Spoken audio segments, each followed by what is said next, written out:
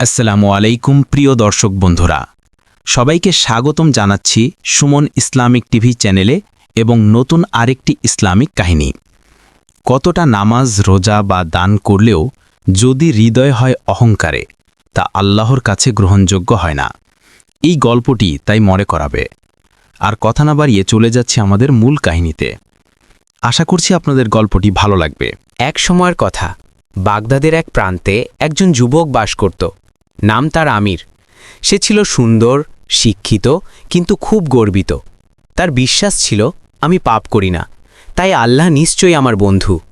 সে নামাজ পড়ত, রোজা রাখত, কিন্তু তার অন্তর ছিল অহংকারে ভরা।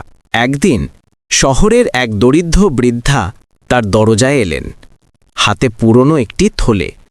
বৃদ্ধা বলল, বাবা, আমি 3 দিন ধরে না খেয়ে আছি, কিছু দান করো আল্লাহর নামে।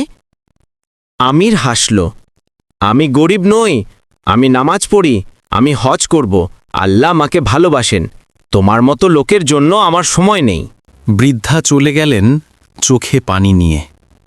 কিন্তু সেই রাতে আমির এক অদ্ভুত স্বপ্ন দেখল। সে দেখল এক বিশাল প্রান্তরে মানুষ দাঁড়িয়ে আছে, সবাই হিসাব দিচ্ছে। তার হাতে অনেক নামাজ, রোজা, দান, তবুও তার পাল্লা হালকা। হতবাক আমির জিজ্ঞেস করল, হে আল্লাহ, আমার সব আমল কোথায় গেল? একটি কণ্ঠ শুনল, তুমি আমল করেছিলে নিজের জন্য, আমার জন্য নয়। তুমি নামাজ পড়েছিলে, কিন্তু হৃদয়ে অহংকার রেখেছিলে। আর যে বৃদ্ধা আমার নামে তোমার কাছে এসেছিল, তাকে ফিরিয়ে দিয়েছিলে গর্ব করে। সেই বৃদ্ধার এক ফোঁটা অশ্রু তোমার সব আমল মুছে দিয়েছে। আমির ঘুম থেকে চমকে জেগে উঠল, কাঁপতে কাঁপতে কেঁদে ফেলল। ভোরের আলো ফুটতেই সে বৃদ্ধাটিকে খুঁজতে বের হল। অবশেষে মসজিদের এক কোণে বৃদ্ধাকে পেল। তিনি নামাজে বসে কাঁদছেন। আমির তার সামনে হাঁটু গেড়ে বসে বলল, মা, আমাকে ক্ষমা করে দাও, আমি তোমাকে ফিরিয়ে দিয়েছিলাম গর্ব করে। বৃদ্ধা বললেন, বাবা, আমি তোমাকে অনেক আগেই ক্ষমা করে দিয়েছি, কিন্তু মনে রেখো, আল্লাহর কাছে বড় আমল নয়, বড় হয় বিনয়।